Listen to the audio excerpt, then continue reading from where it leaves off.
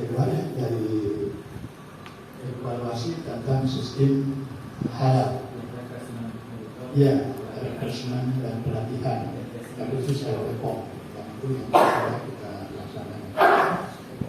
Mungkin itu informasi awal tentang MUI di Provinsi Bengkulu ini. Yang hadir dalam monitoring dan evaluasi dan pembinaan ini memang kami batasi Pak jadi ini yang hadir pengurus harian dan ketua komisi. Karena setelah ini nanti ada 2 paket kegiatan di tahun 2022 yang akan kami laksanakan untuk seluruh pengurus MUI dan juga bersama-sama dengan organisasi keagamaan yang lain.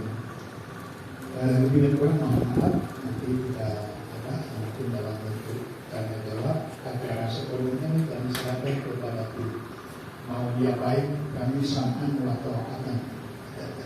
Jadi apa yang perlu kami lakukan dari hasil evaluasi, dari hasil monitoring itu sesuai dengan standar pengelolaan organisasi MUI itu sendiri.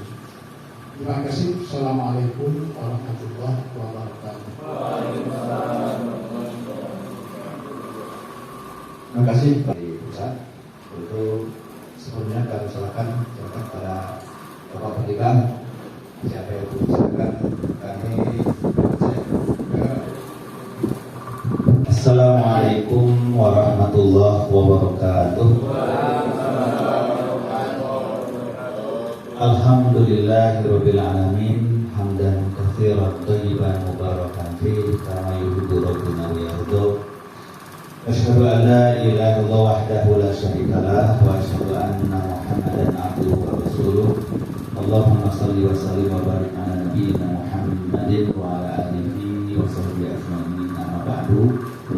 Wa qala Allahu ta'ala fil Qur'anil Karim wa huwa asdaqul qailin. A'udzu billahi minasy syaithanir rajim. Ya ayyuhalladzina amanu taqullaha wal tanzur nafsum ma qaddamat lighad wattaqullaha innallaha khabirum bima ta'malun. Puji syukur alhamdulillah kita sanjungkan kehadiran Allah Subhanahu wa taala di siang hari yang baik ini kita bisa bersilaturahim, bersilaturahmi sekaligus dalam rangka melaksanakan salah satu dari program yang telah diagendakan di pimpinan MUI terkait dengan konsolidasi organisasi dan monitoring evaluasi. Salawat serta salam semoga tercurahkan kepada uswah dan qudwah kita semua Nabi tercinta Sayyidina Muhammadin sallallahu alaihi wasallam wa ala alihi wasallam.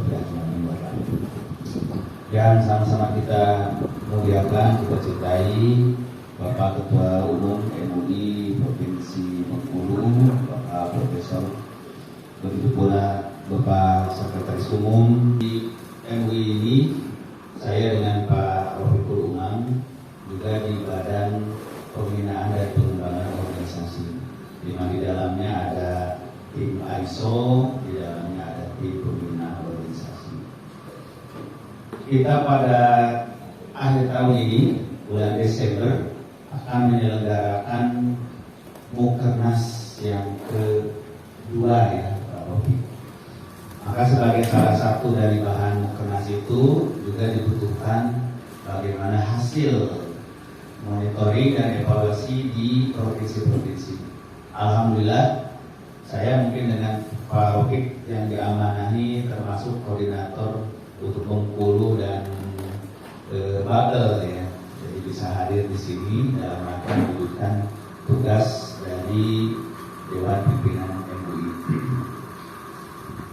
Saya kira kalau mengacu kepada pedoman Monet itu memang yang ideal dibagi 3 sesi ya. Sesi pertama sampai 200 menit.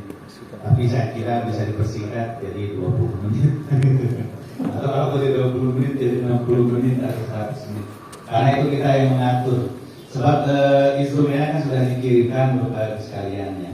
Hanya untuk menunaikan tugas dan menegaskan saja, kita sama-sama mengevaluasi dan mengingat kembali tentang pokok-pokok yang terdapat dalam pedoman dasar MUI atau PDMI. Karena itu di materi yang akan saya berikan ini mungkin bisa cepat ini. Ada ya? Oh iya, sudah. Kita bisa lihat bersama-sama. Pertama, kita menyamakan kembali pemahaman kita tentang peran utama MUI. Nah, jadi Majelis Ulama Indonesia berperan sebagai pelayan umat atau khalifah ummah dan mitra pemerintah shaliful ummah dalam rangka menjaga umat atau himayatul ummah untuk penguatan negara kesatuan Republik Indonesia. Jadi peran MUI ini adalah bagaimana senantiasa mensinkronkan dan menerasikan antara misi keagamaan dan misi kenegaraan, misi keumatan dan misi kebangsaan. Itu sebenarnya jadi poin utama. Sebab kita menyadari di Indonesia begitu besar umat Islamnya ini dengan beraneka ragam kecenderungan pemikirannya. Salah satu ancamannya ini adalah adanya pemahaman-pemahaman yang seakan-akan cita-cita dan misi keagamaan tidak sejalan dengan cita-cita dan misi kenegaraan. Misi keumatan seakan-akan bertentangan dengan misi kebangsaan. Nah, saya kira inilah celah masuk terjadinya pemahaman-pemahaman disintegrasi bangsa. Pemahaman-pemahaman yang menimbulkan mudahnya ada upaya-upaya memecah belah, bahkan mendikotomi antara kepentingan keumatan dan kepentingan kebangsaan. Nah, sebab itulah di peran utama MUI ini sebagai pelayan umat, khalifah umat, dan juga sekaligus sebagai mitra pemerintah, bukan sebagai musuh pemerintah.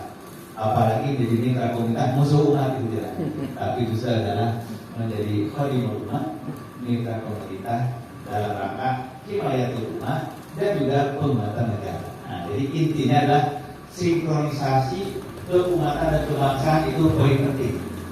Ketika terjadi ketidaksinkronan kepentingan keumatan dan kepentingan kebangsaan, itulah pintu masuk terjadinya perpecahan, bahkan pintu masuk untuk menimbulkan pertentangan antara umat dengan negara. Maka MUI menjadi katalisator, perekat dan pemersatu kepentingan itu supaya seiring sejalan sesuai dengan bangsa ini didirikan oleh para pendiri dahulu. Ini poin yang pertama. Kemudian usaha yang dilaksanakan oleh MUI telah digariskan dalam pedoman dasar pasal 7 untuk mencapai tujuan tersebut, yaitu sinkronisasi, kemudian harmonisasi, keserasian antara kepentingan keumatan dan kebangsaan ini. Maka dirumuskan tujuan-tujuan. Mencapai tujuannya adalah pertama, senantiasa memberi nasihat amal ma'ruf nahi munkar. Jadi kebijakan penyelenggaraan dakwah kepada umat dengan bijak dan santun akan bentuk masyarakat yang terbaik yang diridhoi Allah. Merumuskan pola hubungan keumatan dan kebangsaan. Ada ukhuwah Islamnya, ukhuwah watannya, ukhuwah insannya dalam memantapkan persatuan sebangsa. Jadi tema utama keharmonisan keserasian kejalan ini diwujudkan dalam beberapa item ini. Ketiga adalah memberikan peringatan, nasihat dan fatwa mengenai masalah keagamaan dan kemasyarakatan kepada masyarakat dan pemerintah dengan hikmah dan menyejukkan. Jadi mengkritik, menasihati, bukan memusuhi. Kalau bahasa ketum kita adalah merangkul, bukan memukul. Kemudian bersanding, bukan bertanding. Menjadi mediator dan fasilitator untuk ulama dan umaro, antar umaro dan ulama. Maka MUI selalu membuat forum-forum kegiatan untuk selalu menyelaraskan apa aspirasi umat dan apa kebijakan pemerintah. Jangan ada aspirasi umat yang tidak tersalurkan kepada pemerintah dan negara, dan jangan ada kebijakan negara yang tidak sesuai dengan aspirasi umat, tidak sejalan dengan harapan umat. Kelima, merumuskan pola hubungan keumatan yang memungkinkan terwujudnya ukhuwah Islamnya dan antar umat beragama. Nah, setelah selesai keharmonisan internal umat, kemudian keharmonisan umat dengan bangsa dan negara. Kita juga menyadari sebagai bangsa yang majemuk, maka perlu membangun keharmonisan keserasian dengan umat beragama yang lain. Maka MUI di dalamnya ada forum ukhuwah internal umat Islam dan juga ada forum antar umat beragama. Kemudian yang keenam, menjadi penghubung antar ulama dan umaroh dan penerjemah timbal balik antara pemerintah dan umat guna mencapai masyarakat terbaik dari Allah. Ketujuh, meningkatkan hubungan serta kesamaan antar organisasi, lembaga Islam dan cendekiawan muslim, serta menciptakan program-program bersama untuk kepentingan umat. Dan kedelapan, usaha kegiatan lainnya sudah dengan tujuan organisasi. Jadi tidak menutup program-program lain yang telah dituangkan 7 poin tersebut, karena ada kekhasan tersendiri di tiap provinsi mungkin yang belum tentu sama dengan provinsi yang lain. Maka ada program-program lain yang di situ diberikan keleluasaan tiap provinsi untuk mengembangkan program yang khas. Kemudian aktivitas MUI semua tingkatan. Tadi kita berbicara tentang peran dasar, kemudian program-program utama, maka berkaitan dengan aktivitas MUI semua tingkatan harus menggambarkan amanat pedoman dasar MUI tadi, yaitu agenda utama kalau diringkas dari yang tadi itu adalah perlindungan, himayah, penguatan dan tauhidah, yaitu himayah, taqwiyah dan tauhid, perlindungan, penguatan dan persatuan atau penyatuan. Kemudian terkait dengan kepengurusan, susunan pengurusan para masyarakat sekalian, seterkirom di pasal 10 PD, susunan pengurus MUI tingkat pusat, provinsi, kabupaten, kota dan kecamatan atau distrik terdiri Dewan Pertimbangan, ini sudah alhamdulillah seragam semuanya, Dewan Pertimbangan, Dewan Pimpinan atau DP, itulah pimpinan harian MUI, dan pimpinan yang bersifat pleno. Nah, jadi memang ada ketua-ketua pleno seperti di Dewan Pertimbangan, ada seluruh ketua ormas di setiap lingkungan itu jadi anggota pimpinan pleno. Kemudian ketua-ketua komisi, ketua-ketua badan dan lembaga. Nah, terkait dengan badan lembaga memang bervariasi para masyarakat sekalian sesuai dengan kesiapan SDM di tiap provinsi. Maka kita juga tidak memaksakan setiap provinsi harus lengkap semua KBL-nya, komisi badan lembaga, tetapi sesuai dengan SDM. Tapi insya Allah nanti mungkin di Moneknya akan kelihatan seberapa banyak nanti KBL yang telah tersedia di provinsi Bengkulu ini. Musyawarah dan rapat dalam MUI ini juga bagian dari penataan organisasi kita. Karena kita di Dewan Pimpinan MUI pusat ini alhamdulillah sudah beberapa periode ini kan menggunakan jasa ISO ya, di mana ISO 91 2015. Nah, yang setiap program kerjanya, pelaksanaannya, laporan keuangannya, laporan kinerja tahunannya selalu dipantau dan diawasi serta dinilai oleh tim ISO eksternal dan internal. Musyawarah dan rapat dalam MUI. Nah, di Dewan Pimpinan MUI para mahasiswa sekalian, kita mengenal 10 jenis rapat dan musyawarah. Dari mulai musyawarah nasional, musyawarah nasional luar biasa, musyawarah kerja nasional, rapat koordinasi antar daerah provinsi, rakor dan provinsi, rapat paripurna, rapat Dewan Pertimbangan, rapat pleno, Dewan Pimpinan, rapat Dewan Pimpinan saja, rapat komisi bidang, rapat komisi badan dan lembaga. Nah, untuk MUI, provinsi, kabupaten, kota juga sama, musyawarah daerah diselenggarakan sesuai tingkatan masing-masing. Musyawarah luar biasa daerah sesuai dengan tingkatannya masing-masing. Musyawarah kerja daerah diselenggarakan sesuai dengan tingkatan masing-masing. Rapat koordinasi daerah dan kabupaten kota, rapat paripurna, rapat Dewan Pertimbangan, rapat pleno Dewan Pimpinan, rapat koordinasi bidang, rapat komisi badan dan lembaga.